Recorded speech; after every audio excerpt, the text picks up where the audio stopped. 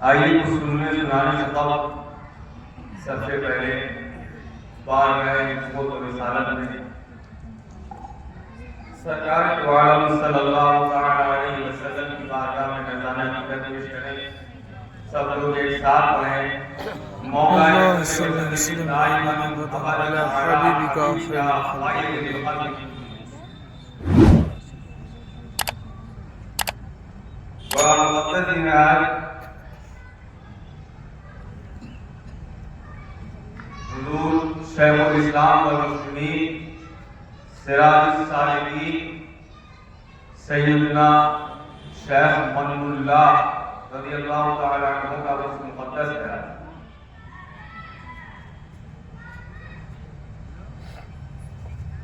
بہت بابرکت ہیں یہ لوگ اور جونپور تو ویسے بھی بلد الاولیاء کہا جاتا ہے. یہاں مقبول نہیں ہے کہ خواجہ نہیں ہے کہ کلندر نہیں ہے کہ کتب نہیں ہے. کون سی ورائٹی اللہ والوں کی ایسی ہے جو یہاں موجود نہیں.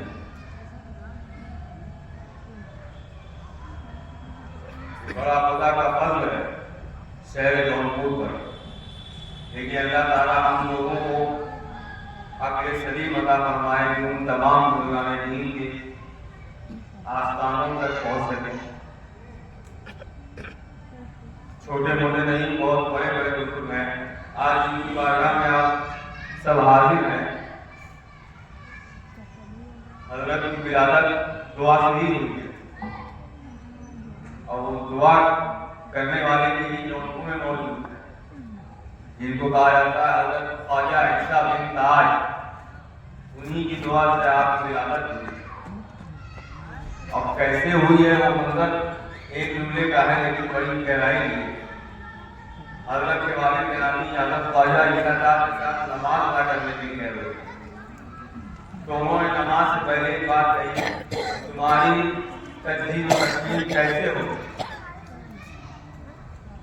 تمہاری تجدید اور تکمیل کیسے ہوگی. حضرت کے والد خاموش رہے, کچھ نہ بولا. نماز ادا کی. اس کے بعد خود حضرت نے حضرت خواجہ عیسیٰ بن تاج نے آپ کی ولادت کو بتایا. کیا آپ شہزادہ پیدا ہو اور صرف شہزادہ ہی نہیں رہے گا بلکہ مخدوم بھی بنے گا. صرف انہی تک محدود نہیں ہے معاملہ, ان کی آل پاک بھی مخدوم ہو. ایسے بابرکت لوگوں کے درمیان ہم سب حاضر ہیں. مولا تعالیٰ کا بڑا شکر, اس نے ایسی توفیق کے وقت ہم سب کو عطا کی.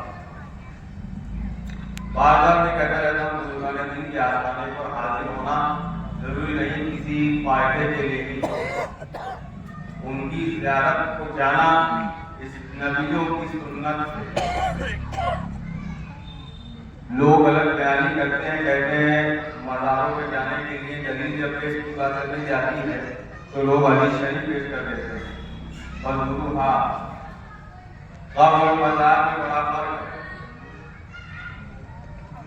قبر اور مزار میں بڑا فرق ہے. قبر ہر مسلمان کی ہوتی ہے لیکن مزار خاص لوگوں کی.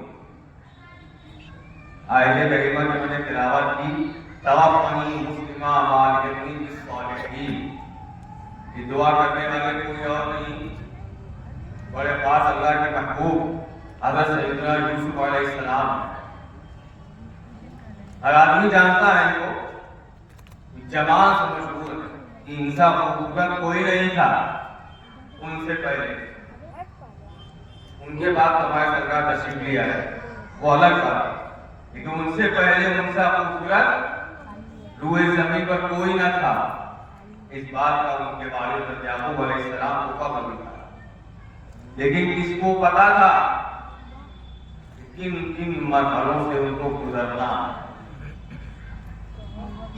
کن کن مرحلوں سے ان کو گزرنا ہے. واقعہ تو بہت طویل ہے, اختصار کچھ باتیں آپ کو بتا دیں تاکہ اس دعا انہوں نے کی توفنی مسلمہ والدنی بالصالحین کیوں. سبھی جانتے ہیں حضرت یوسف اور حضرت زلیخا کا معاملہ مصر کے بادشاہ کی. حضرت یوسف کو قید کی ہوئی، قید کی گئے. رہائی کی بات جب آئی تو انہیں رہائی سے انکار کر دیا. جس لیے مجھے قید کیا گیا تھا پہلے اس کی تحقیق کرو. جب تک تحقیق نہیں کرو تو میں خود ہی قید خانے سے باہر نہیں آؤں گا. حکم تھا وہی الہی کہ آپ ایسے باہر نہیں جائیں گے. اور اسے کہیے کہ جو آپ نے یہ الزام لگایا گیا تھا اس کی پہلے تحقیق ہونے پر سامنے آ گئے. مجرم کوئی اور تھا، یہ جو سزا ناحق کر رہے ان مرحلوں سے گزرے. کون ہے حضرت یوسف؟ اللہ کے نبی ہیں، اللہ کی بارگاہ کے محبوب. یہ بھی نبی ہے، ان کے والد بھی نبی ہے، ان کے دادا بھی خود نبی، والد نبی، جد امجد. ایسا سلسلہ میں بہت سارا ہے، بالکل غیر ایک بھی نہیں. اس اعلیٰ مرتبہ ہونے کے باوجود اس سخت مرحلے سے ان میں سے بازار میں بیچے گئے. بیچنے والے کوئی باہر کے نہیں تھے، گھر ہی تھے. تاریخ گواہ ہے جب جب کوئی انسان تکلیف میں آتا ہے تو تکلیف پہنچتی ہے اس کو اپنے اپنوں سے. غیروں میں کہاں بات ہے؟ کسی نے بہولا اس نے کہا تھا ہمیں تو اپنوں نے لوٹا، غیروں کی باری ہی نہیں ہے. لوٹا گیا حضرت یوسف کو، مصر کے بازار میں ان کو بیچا گیا. لیکن کس کو پتا تھا کہ آج جو غلام کی حیثیت سے اس بازار میں بک رہا ہے کل وہ اسی ملک کا بادشاہ ہے.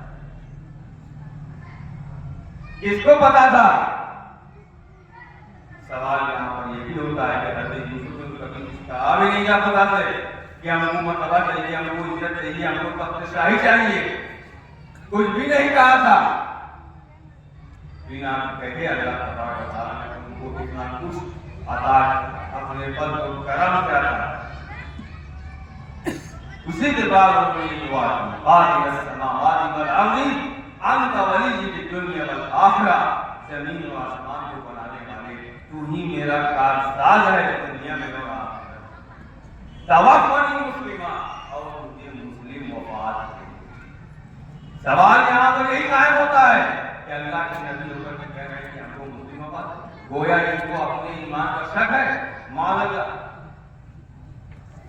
حضرت یوسف جو قوم کی رہبری کے لیے آئے تھے وہ اللہ کی بارگاہ میں ہاتھ اٹھا کر کہہ رہے ہیں توفنی مسلمہ کہ اللہ مجھے مسلم وفات دے. کیا ان کو اپنی ایمان پر شک تھا کہ ہم اپنے آخری وقت میں پوری حیات کے آخری لمحے میں ایمان سے ہٹ جائیں؟ سوچ سکتا ہے یہ بات کہ اللہ کا نبی اللہ کی بارگاہ میں دعا کر رہا ہے، اس طریقے سے کر رہا ہے. آگے کیا فرماتے ہیں؟ اپنے آپ کو کتنا نیچے دکھا وَأَلْحِقْنِي بِالصَّالِحِينَ. خود ہے صالحین میں سے دعا کر رہا ہے کہ صالحین سے ملا دے. عاجزی کا مقام دیکھیے. پہلے تو اپنے ایمان کی بات کرتی، پھر آگے کہا کہ جب وفات ہو گئی تب دفن بھی کرو. کہاں؟ صالحین کی بارگاہ میں دفن کرو. دونوں ہی باتیں سمجھ میں نہیں آئی. نبی ہو کر کہہ رہے ہیں کہ ہم کو مسلم وفات، پھر کہہ رہے ہیں کہ جب میری وفات ہو جائے تو ہم کو کسی بزرگ کے آستانے کے بغل میں دفن کر دو. یہ کیا معاملہ ہے؟ ہو سکتا ہے؟ عقل سے استعمال کر کے دیکھ لیجیے. یہ بات ممکن ہے کہ ہم خود نبی خود صالحین میں سے ہیں. ہاتھ اٹھا کر جو کہتے ہیں وہ قبول ہو جائے، جس کو جو کہتے ہیں وہ ہو جائے.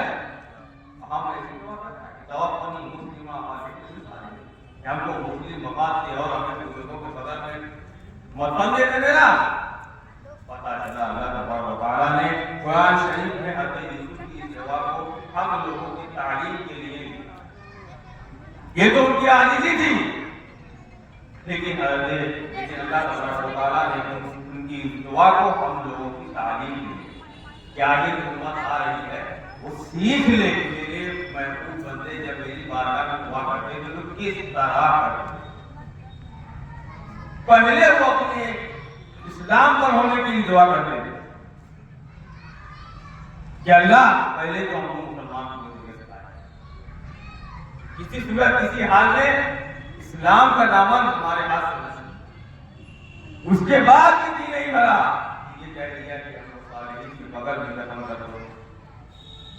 یہاں بھی سوال پیدا ہوتا ہے کہ دفن کرنے کے انہوں نے صالحین کا لفظ استعمال ہوا، غور سے سنیے گا، صالحین کا لفظ استعمال ہوا ہے، نبی کا نہیں ہوا، نہ رسول کا ہوا، نہ مرسلین کا ہوا ہے، صالحین کا۔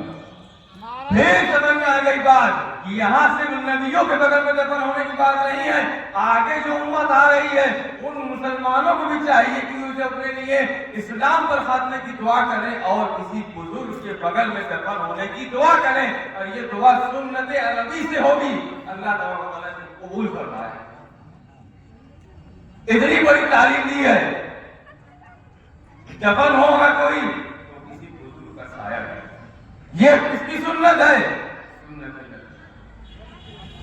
ورنہ فرما دیتے کہ نبیین کے بغل میں دفن، اور لیکن نبیین کہتے تھے، اور لیکن مرسلین کہتے تھے، نبیوں کے بغل میں مرسلین کے بغل میں دفن کرو، لیکن صالحین کہا سب کو شامل کر لیا، وہ جو نبی ہے وہ نبی ہے، لیکن جو نبی نہیں اللہ والے ہیں ان کو بھی انہوں نے اس مرتبے میں شامل کر لیا کہ ان کو بھی ان کا حق ملے کہ انہوں نے جو اپنی زندگی کو اللہ اور اس کے رسول کے کہے طریقے سے گزاری ہے وہ بیکار ہے، ان کی عظمت اٹھائی یہاں پر، اور صالحین کہہ کر کے تمام اللہ کی اس مرتبہ بندے ہیں جو غیر نبی ہیں، جو غیر رسول ہیں، ان کو بھی عزت عطا یوسف میں پہنچی، قیامت تک کے لیے مسلمان آتا رہے گا، یہ پڑھتا رہے گا، اللہ اس کا عقل سلیم دے کہ وہ اس آیت سے بات کو سمجھ لے کہ صرف نبیوں اور رسولوں کی بات نہیں ہے، تمام اللہ کے جو بندے ہیں ان کا بھی مرتبہ اس میں داخل ہے، تمام صالحین اسی ایک کی بات ہے، جتنے بھی اللہ والے ہیں سب کو رسالہ ہے، خواجہ علی نواز اور قطب صاحب، حضرت نظام الدین اور حضرت شیخ الاسلام شیخ محمد اللہ اور آپ کے والد گرامی کے سب کے سب اس میں شامل ہیں۔ کمال یہ ہے کہ انہوں نے دعا اسی لیے کی جاتی ہے کہ جو ہے تقدیر میں نہیں ہے اللہ قبول کر لے تو وہ بھی، ورنہ یہ بہت کمال کی بات ہے، زندگی بھر آدمی ملاقات کرتا رہے، آپ لے جائے تو کسی بزرگ کے بغل میں دفن کر دو، پہنچ گیا ہو، اب کیا ہوگا اس کو؟ ان کے کوریج میں آ گیا اس کو کیا ہوگا؟ سارے عذاب وہاں سے دور ہیں، جب وہ کسی ولی کی بارگاہ میں آ کر بیٹھے، سارے عذاب ساری زحمتیں اس سے دور ہو گئے، کیونکہ اللہ تو رحمان الرحیم ہے، جہاں اپنے ایک بندے کو ہوتی ہے رحمت نازل کر رہا ہے، دوسرے کو چھوڑ کیسے دے گا؟ دوسرے کو چھوڑ کیسے دے گا؟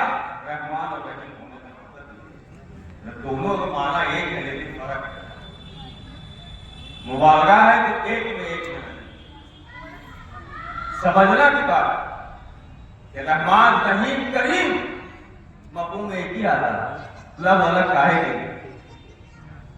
سمجھتے آپ ایک ہی مفہوم ہے کہ رحمان بھی وہی، رحیم بھی وہی، کریم بھی مفہوم، لیکن معنی لیکن الگ الگ ہے، مفہوم سب کا ایک ہے،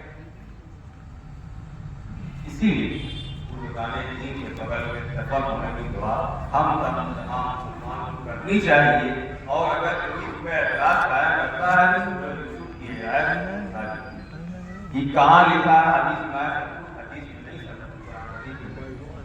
سب حدیث ہی نہیں ہے، قرآن شریف سے پہلے کتاب اللہ پہلے ہے، پھر سنت رسول اللہ، اللہ کے رسول کی بات بعد میں دیکھی جائے گی، اب کتاب اللہ کی بات پہلے دیکھی جائے گی۔ خود رسول اللہ کا ارشاد ہے کلامی لا ینسخ کلام اللہ، کلام اللہ ینسخ کلامی، کہ اللہ تبارک و تعالیٰ کا کلام یعنی قرآن شریف کی کوئی آیت میری بات کے اگر تعارض ہوتا ہے تو میری بات چھوڑ دی جائے قرآن شریف کا، پہلے تو کتاب اللہ کی کتاب میں بنا جائے گا، لیکن آج بدل گیا ہے وہ صرف حدیث میں، ہر باتیں حدیث میں نہیں ہیں، قرآن شریف میں کچھ سب کچھ ہے، یہ کہیں گے کہ ہماری لا علمی ہے کہ ہم یہ نہیں کہہ سکتے کہ قرآن شریف میں یہی کہنا پڑے گا کہ ہماری لا علمی ہے، ہماری نظر کی کوتاہی ہے کہ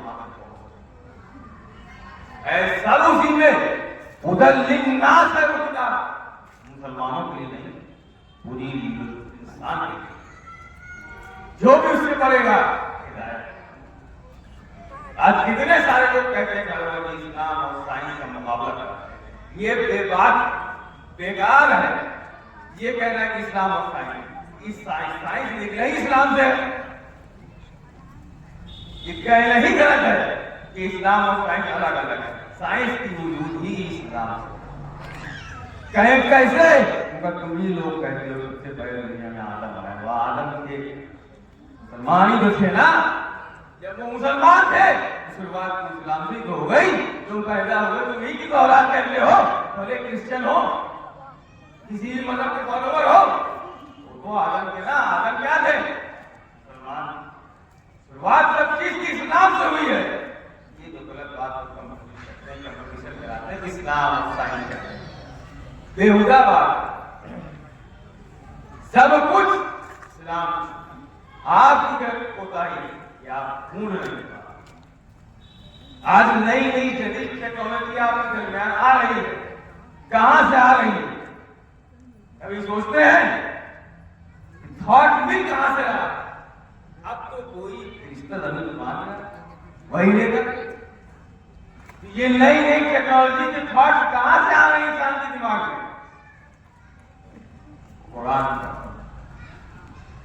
قرآن پڑھ رہا ہے، اس کے دل و دماغ میں تھاٹ۔ اللہ تبارک و تعالیٰ نے اپنے گزرے ہوئے نبیوں کی جو حکایات نقل کی قرآن شریف کو، کس لیے کی؟ اسی لیے کی تھی کہ اس سے لوگ، لیکن صرف واقعہ سمجھ کر خوش ہو کر نہ رہا کرے، اصل لوگ جو اہل علم اہل نظر ہیں وہ اس پہ تحقیق کریں، کیونکہ اللہ تبارک و تعالیٰ نہیں کہا کہ ہم نے کوئی چیز بیکار نہیں پیدا کی، تم سمجھ رہے ہو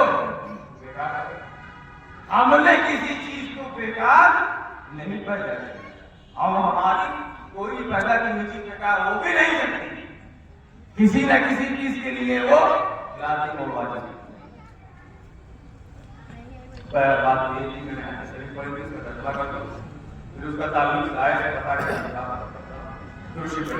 اللهم صل على محمد وعلى آله وسلم۔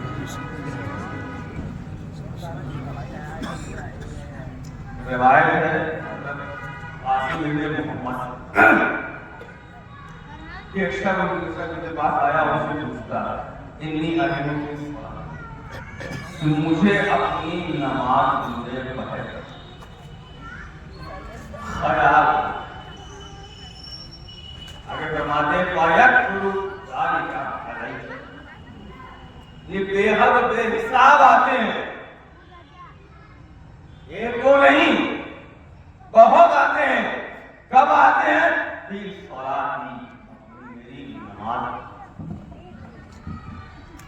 اس بات یہاں بہت سن لیجیے، نماز سب لوگ پڑھتے ہیں، یہ مسئلہ سب کے ساتھ دوست کے ساتھ خیال، ایک ہے ارادہ، ایک ہے خیال، دونوں الگ چیزیں ہیں۔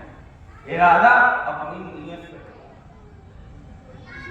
اور خیال یہ زیادہ ہے۔ اب آپ سوچیں گے کیسے ہو سکتا ہے؟ ہم تو نماز میں کھڑے ہیں، وہاں تو کوئی ایسی بات نہیں ہے کہ کہاں سے ہمارے قلب میں کوئی بات آ جائے، کہاں سے کوئی بات ڈال دے گا قلب میں؟ ہم تو نماز میں پوچھ رہے ہیں، اتنی بات آپ حدیث رسول اللہ ماں منکم احد الا فقد اخبر به قريب من الجن وقريب من الانس۔ حضرت انسان میں کوئی شخص ایسا موجود نہیں ہے کہ جس کے ساتھ ایک شیطان اور ایک فرشتہ، جتنے بھی انسان ہیں ان سب کے ساتھ ایک فرشتہ اور ایک شیطان۔ صحابہ نے پوچھا وَإِيَّاكَ يَا رَسُولَ اللَّهِ، کہ اللہ کے رسول آپ کے ساتھ شیطان ہے، آپ بھی انسان ہے۔ حالانکہ پوچھ لیا صحابہ نے رسول اللہ سے، سرکار آپ بھی تو انسان ہے، آپ کے ساتھ بھی شیطان ہے؟ فرماتے وَإِيَّايَ، بے شک میرے ساتھ شیطان، ولكن اللہ عالمی، لیکن اللہ تعالیٰ نے میری مدد کی، علیہ فاسلم، تو وہ ایمان لیا۔ انسان تو میں بھی ہوں تمہاری طرح، تمہارے ساتھ جو شیطان ہے تمہیں برگلا رہا ہے، لیکن جو میرے ساتھ شیطان تھا وہ فاسلم، ایمان لیا۔ فلا یامرنی الا بالخیر، اور مجھے بھلائی کے علاوہ کسی کام کے لیے خیال نہیں ہے۔ یہ تھا صحابہ کا پوچھنا، پلٹ کے وہی پوچھ رہے ہیں کہ آپ بھی انسان ہیں، لوگ کہتے ہیں نا کہ بشر ہیں، پوچھئے انہوں نے اپنے شیطان کو کلمہ پڑھایا؟ پوچھ کے دیکھیے کبھی، ہر بات سن کے مت آئیے، پلٹ کے پوچھئے، لیکن پوچھیں کسی سے جانے نہیں، جانتے نہیں ہم پوچھیں گے کیسے؟ سن کے چلے ہیں، زیادہ سنا دے گا تو ایمان آج کل نہیں چل رہا، دارالعلوم یوٹیوب کے اوپر آج کل نہیں چل رہا، اتنے سارے وہاں مولانا لوگ بیٹھے ہیں کتابوں کا ڈھیر لگا کے فتویٰ دے رہے ہیں، آپ سن رہا ویسے اس کو سمجھ میں نہیں آ رہا کہ جو مولانا بیٹھا ہے کس مسئلے کی کیا بات ہے، آسانی ڈھونڈ رہا آدمی، لیکن وہ یہ بھول رہا ہے اللہ کا صحبت ہے، یہ صحبت سنت صحابہ کی، جب جب علماء آتی جا کے صحبت پڑھیں، اس چیز سے بھی تو آپ دور ہو گئے کہ پوچھنے ایک سوال جاتے تھے، لیکن جب واپس ہوتے تو اس سوال کے جواب آتے، اکیلے ہم تھوڑی نہ وہاں آتے ہوتے تھے، تمام صحابہ آتے رہتے تھے، سیکھتے رہتے تھے، جاتے رہتے تھے، سکھاتے رہتے تھے۔ یہ کمی ہے دین کے بہت بڑی کمی ویکنیس ہے، اسی لیے آج ہم نے کہا ہے کھل کے کبھی اپنے مذہب پر ڈیپینڈ نہیں کر پاتے، کیسے کریں؟ چاہتے آتا ہی نہیں کہ بولنا تو کیا بولیں گے، ڈیپینڈ کر چپ مار کے سر کے چلے آتے، آگے مدرسے محمد پسند کریں، ارے ویسے کرا ویسے کرا، تم سے نہیں ہے بس کہ اپنا دین اپنا مذہب سیکھو اور اس کی تبلیغ کرو۔ اگر یہی ہوتا تو ابو بکر صدیق کبھی لوٹ سکتا، اسلام لانے کے بعد ابو بکر صدیق روز آتے تھے، کیوں آتے تھے؟ عمر فاروق روز آتے تھے، کیوں آتے تھے؟ عثمان غنی کیوں آتے تھے؟ مولانا علی کیوں آتے تھے؟ سیکھنے آتے تھے، انہیں اپنے دین کو پھیلانا مقصد تھا، صرف سیکھنا نہیں کہ ہم پھیلانا۔ اسی لیے مرتبہ اتنا بلند والا ہے کہ امیر المومنین خلیفۃ المسلمین کے لقب سے نوازے گئے، ان کے طریقے آج تک دنیا میں رہے۔ ہم غیر ان کی تعریف کرتے ہیں، جب وہ ان کی تعریف کرتے ہیں، ان کی ہسٹری پڑھتے ہیں تو کہتے ہیں کہ اسلام کی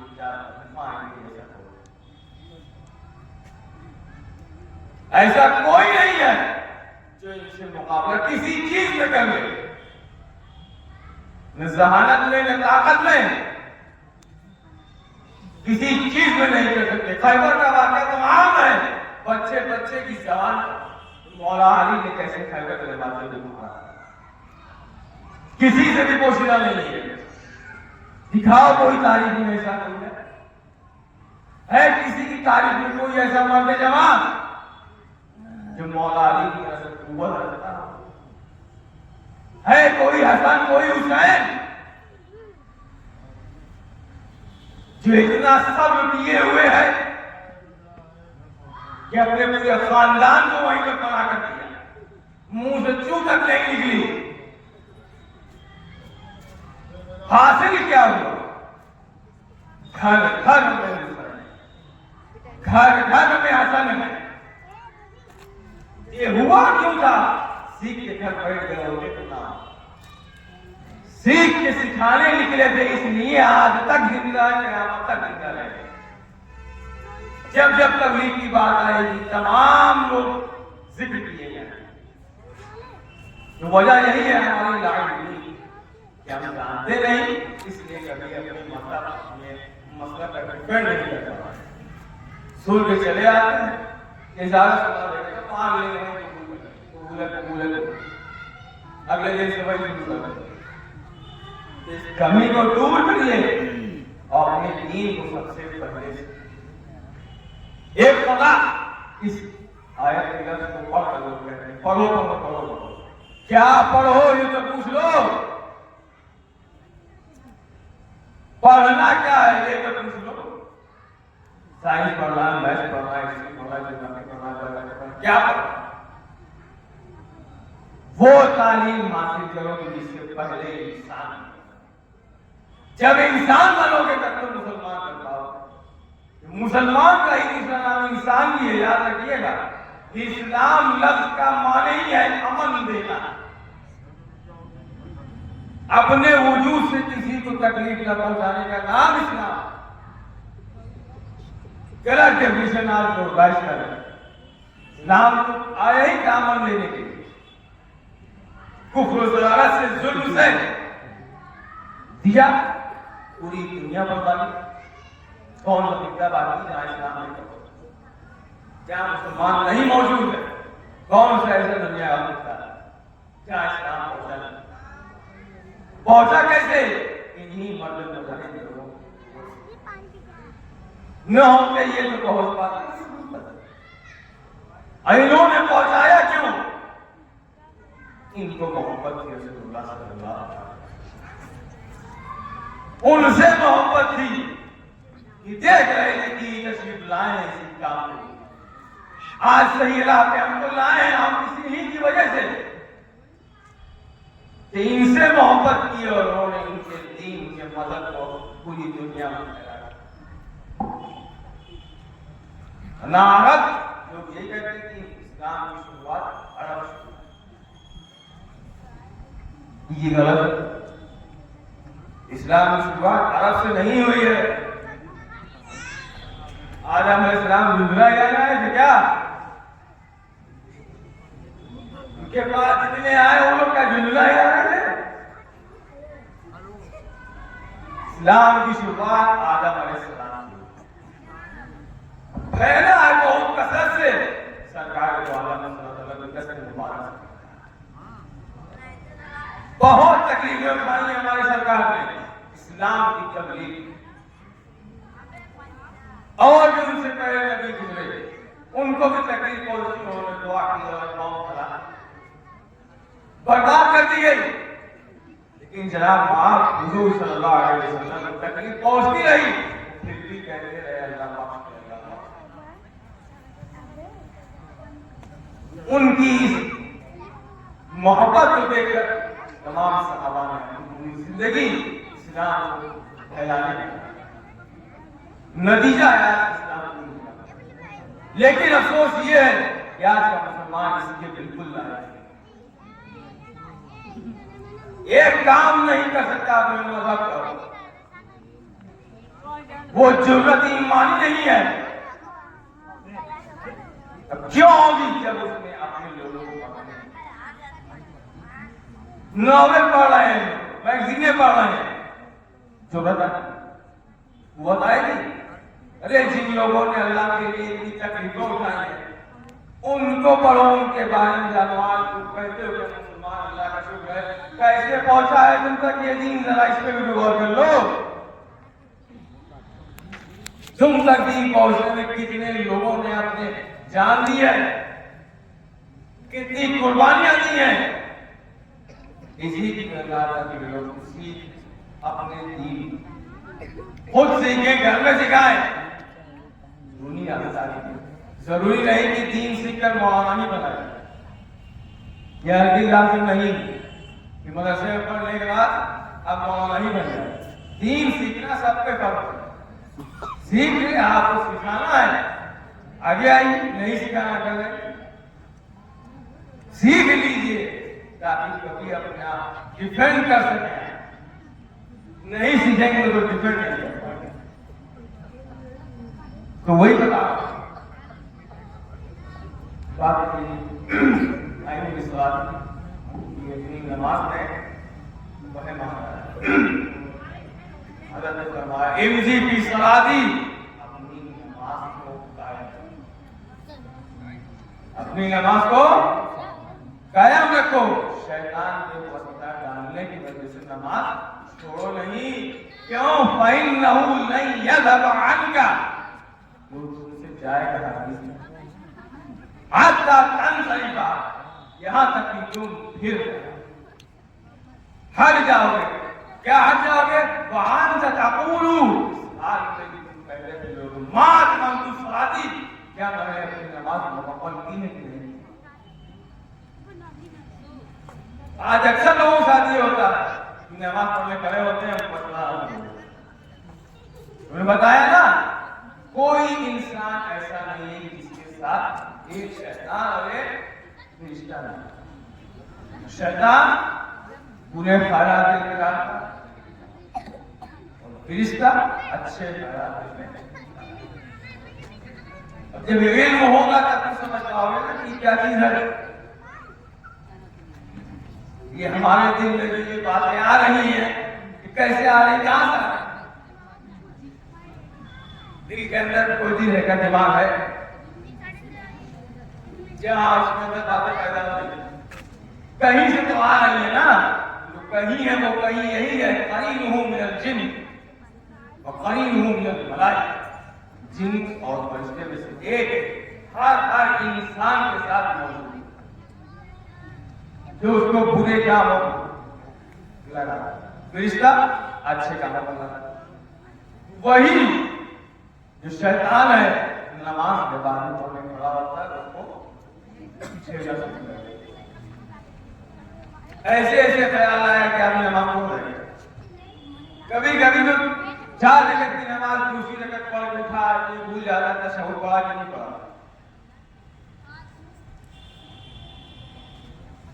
यही काम है दिल में वसवसा डालना, और वसवसा कहते ही बुरे ख्याल आते और अच्छे ख्याल कहते हैं इल्हाम।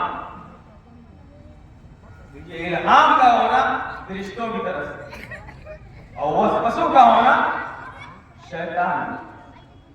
वही हज़रत फरमा रहे हैं इमज़ी की सलाती, नमाज में वैसे ही कायम रहो। फइन्नहु लन यज़हब अन्का, तो तुमसे हटेगा नहीं। कब तक नहीं हटेगा? जैसे तुम नमाज पढ़ो वो हट जाएगा। बोलिए होता कि नहीं होता कि आप तो गलती से ज्यादा नमाज पढ़ते हैं, जैसे ही सलाम फेरते वैसे ही आ जाता है कि 2 रकअत हो चुकी। तो कितनी देर आप काम में खड़े हुए शैतान को डाला, जैसे ही आपने नमाज पढ़ ली वैसे ही ख्याल आ गया कि हमने बेवजह इसका ताल्लुक बताने का मकसद ये उस आयत से और इस वसवसे की हदीस जो मैं इसमें क्या मुताबिक था मेरी समझ में आई, वो मैं आपको बता दूं। बाकी और तो बहुत सारी है। कुरान हकीम है, ढूंढते जाओ खोते जाओ, गुम जाओगे मिलोगे नहीं, कहां चले गए। हज़रत यूसुफ अलैहिस्सलाम का ये कहना कि मुस्लिम वफाते आमद में जहां कहीं के वक्त शैतान आगे बढ़ जाता है, यही बढ़ जाता आम में कुतुब रहेगा। जब आदमी की रूह उसके तन से जुदा होने लगती है, शैतान आके उबल के लाने लगता है। इसीलिए हज़रत यूसुफ ने दुआ की, तवफ़्फ़नी मुस्लिमा, जब मेरी नज़र का वक्त आया और ये इब्लीस की औलाद जब मेरे पास आकर मेरे वसवसा करे तो उससे मेरा ध्यान रखे। हालांकि ये उनके लिए नहीं था, पहले भी कह चुका हूं, तालीम है ये हम लोगों के लिए कि आम लोग जब इंतकाल का वक्त आता है रखते हैं बवाने, वो वसवसा दिलाने शैतान देता है हमको, उसी वसवसे के चक्कर में आके कुफ्र की बातें पकाते हैं। न शैतान हो न लेकिन शैतान का होना जरूरी है, तो वो तो आया ही जाते करते क्या जब तक क़यामत नहीं आएगी बहकाते रहेंगे, तो बहकाता रहेगा। जिस तरह इंसान पैदा होता है उसी आन शैतान جتنی تعداد انسانوں کی ہے اتنی ہی تعداد شیطان، ہر پکڑی کا الگ الگ شیطان ہے. نماز میں بھڑکانے والا شیطان الگ ہے، وضو میں بھڑکانے کے لیے الگ ہے، روزے کی حالت میں بھڑکانے والا الگ ہے، بازاروں میں الگ ہے. ہر جگہ کے الگ الگ شیطان جو انسان کو وسوسہ ڈالتے ہیں اور لائنی کی بنیاد پر وہ وسوسوں پہ عمل کرتا ہے. صرف وسوسہ خیال آ جائے تو بچ جائے. ان اللہ تجاوز عن امتی، بے شک اللہ تعالیٰ نے اس امت سے معاف کیا ہے. ما وسوست صدرها ما لم تعلم او تتکلم به، جو بھی وسوسہ اس کے دل میں آتا، دل میں آتا کہاں سے ہے؟ میں بتا رہا شیطان. لیکن جب تک وہ خیال میں ہے ما لم تعلم، جب تک تم نے نہیں کیا، او تتکلم، یا کہنے والے سے پورے خیال میں کہا، جب تک تم کر لے گئے تب اس کا حساب. یہی سے بار بار کہہ رہا ہوں کہ لا علمی ہو تو نہیں بنے گی. جب جب بات آئے گی یہی کہا جائے گا کہ سیکھا کیوں نہیں؟ سکھانے کے لیے ہی اپنے محبوبوں کو تمہارے درمیان میں جاتا. اب بھیج کر احسان بھی بتایا، لقد من اللہ علیہ وسلم. اتنی بات ہو گئی، صرف بھیجا نہیں، بھیج کر احسان بتا دیا. سنو جو آخری میں آیا ہے اس کا مقابلہ ہی نہیں ہے. جتنے مرتبے والا ہے وہ تو مرتبے کوئی نہیں پہنچتا، چاہے پہلے کے ہو.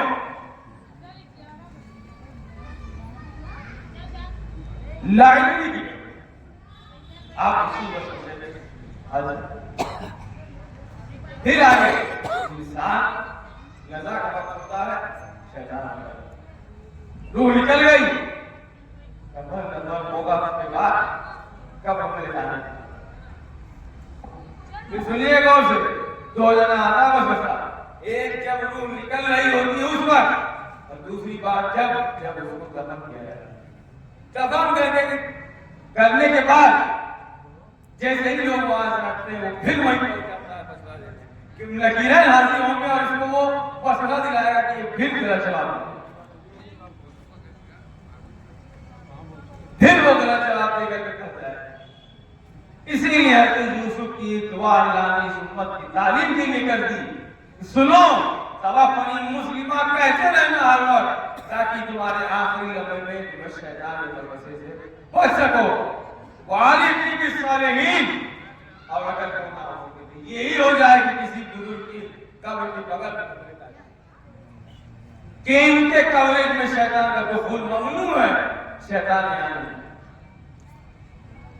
جب وہ آئے گا نہیں یہاں تمہیں دفن کرنے میں لکیریں جب آئیں گے تو ان کے سوالات کی جواب دینے میں تمہیں دقت ہے. بخوب آسانی تم ان کے جواب کو دے سکتے. بات یہی تھی جو میں آیت کو پڑھ وہ حدیث شریف اور یہ آیت ذہن میں آئی بات. جب تک زندہ رہے مسلمان توفنی مسلمان، وعلیکم بالصالحین کی وصیت کر دے اگر ممکن ہو تو کسی بزرگ کے آستانے میں کہ وہاں شیطان کا دخول ممنوع ہے، وہاں نہیں آتا، وہاں اس کا ٹاور پکڑتا نہیں. جب ٹاور پکڑے گا نہیں پہنچ نہیں پائے گا تو بتائے گا نہیں. جب سدے گئے تھے بندہ اللہ کا مسلمان اللہ کے پاس صحیح طریقے سے وہ اپنی دنیا میں کہ اللہ کو معبود مانتا تھا محمد رسول اللہ صلی اللہ علیہ وسلم. بات ہم سے یہی ہے کہ سیکھیے، نہیں سیکھیں گے یہی چیزیں آپ کے ساتھ زندگی نسل پاک مسلم سیکھیں گے سکھائیں گے بات آگے چلتی جائے گی. بس نہیں سیکھیں گے نہیں سکھائیں گے اسی طریقے سے شیطان आखिरी लम्हे में बैठा बाल बच गया अगर किसी सूरत से किस्मत में था तो तू बैठा था जो पढ़ रहा तिलावत कर रहा था रोशनी पढ़ रहा था उसकी वजह से वो नहीं आ पाया कब्र में पहुंचने की बात तो आई है अब तुम वहां देख पा रहा न जाता इसीलिए हमारे बुआ ने कहा कि दफन के बाद अजान की जाए ताकि अजान से शैतान दूर भाग जाए। बात यही तक नहीं है, सुन लो मसला कि जब भी कोई दफन हो वहां अजान दी जाए और कुछ देर तक वहां तिलावत की जाए तो रोशनी पढ़ा जाए ताकि जब नकीरन वहां आए तो तुम तिलावत कर रहे हो उसकी बरकत से उस मैयत के लिए आसानी है। जब जब भी जिक्र होता है रहमत का नुज़ूल होता है यकीनी कतई बात है इसमें किसी का बदल याद रखिएगा मसला याद रखो जब भी कोई किसी का इंतकाल हो दफन कीजिए वहां पर अजान दीजिए फिर उसके बाद वहीं बैठ कर कुछ देर चाहे कुरान शरीफ की तिलावत कीजिए चाहे दुरूद शरीफ पढ़िए घंटा 2 घंटा रहिए और अगर मैयत घर की है फिर भी जरूरी है जिंदगी में हक है मरने के बाद भी हक है। लोग कहते हैं कि मरना छुटकारा मिल जाएगा गलतफहमी भी है हक जितना जिंदगी में है बाद मौत की हक बाकी है। सरकार आदेश फरमाते हैं कि हर जुम्मे के दिन उसके घर वालों की खबर जो भी मैयत हो उसके घर वालों की खबरें उस मैयत को पहुंचाई जाती है। छुटकारा कब मिला वो लिखते हालात कि अच्छाई से खुश होते हैं और बुराई पर रंजीदा होते हैं। छुटकारा मिला कब तो कहने की बात हो गई कि मर जाएगा छुटकारा मिल जाएगा हरगिज़ छुटकारा नहीं है। इसीलिए कहा गया ताल्लुम सिखाओ सीखो वाल्लुम सिखाओ ताकि बाकी ना हो। ये मत सोचना कि मर गए खत्म ज्यादा पढ़े लिखे लोग कहते हैं हम तो कम पढ़े लिखे हैं नहीं ले बता पाएंगे। सीखिए और सिखाइए वरना मर गया मजदूर वहीं अकेले चले कुछ नहीं कर पाएंगे। काम लोगों का सिर्फ यही रह गया है तबलीग के लिए सिर्फ क्या बिगड़ गया और भी तो हुकूक है और भी तो काम है उसको कोई बयान ही नहीं करता। यही एक बात सबको मिला है सिर्फ है कि बिदअत है नमाज ऐसे पढ़े कैसे पढ़े इससे हर टेबल की बात हो जाए इसे नमाज रोके ही नहीं लगे ज़कात तो कभी बात नहीं होती गवर्नमेंट नहीं देगा जितने यूट्यूब पे कभी ज़कात की बात नहीं करते खाली यही कहेंगे नमाज आखा का पढ़े अच्छो हो ज़कात के मौजूद में गुफ्तगू नहीं होती किसी की कहाँ से करेंगे आता ही नहीं। ज़कात का मतलब भारी है इनकी समझ में नहीं आता समझ में नहीं आता तो बयान कैसे करें। बार बार कहना कि अपने यहाँ जहाँ भी रहते हो वहां के जो सीखिए सीखने के लिए कोई नहीं और मदरसे में कुछ सीख नहीं रहे स्कूल भेजते बच्चों को सीखने अंग्रेजी 70,000 महीना देते हैं 70,000 महीना देते हैं वही लड़का मरने के बाद पता भी नहीं क्या करना आप इसी के टाइम ला सीख लीजिए अभी बाकी रहेगा तो मरने के बाद सिर्फ और सिर्फ आजाद ही रहे। कैसे जिंदगी में तुमने जवानी में अपने गुनाह किए औलाद बड़ी नीति रहेगी तो मरने के बाद कब्र में कुछ आजाद कमी हो जाएगी वरना वो पालती चली जाएगी बात कह जाएगी बात की मुख्तसर सीखिए सिखाइए और उन लोगों की सोबत ज्यादा से ज्यादा क्योंकि इनके कमरे में शैतान नहीं है। आखिर आवाम लोग कहते हैं कि जो उनका साने मिलाने के बाद सुकून मिलता है सुकून यूं ही मिलता है कि वो वसवसा देने नहीं आता शैतान के वसवसे से दिल खाली हो जाता है कि इनके कमरे में शैतान के दखल नहीं इसीलिए दिल को सुकून और इत्मीनान मिल जाता है। तो उससे बचने के लिए सबसे बड़ी बात यही सीखेंगे तभी बचना वरना الحق استغفر الله من ذنوبي واتوب اليه واخر دعوانا